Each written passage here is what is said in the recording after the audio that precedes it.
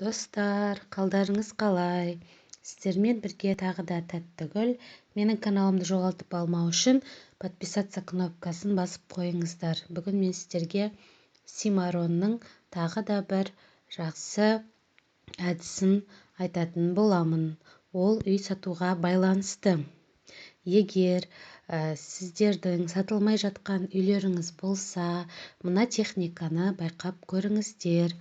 Ол үшін ойыншық балға керек.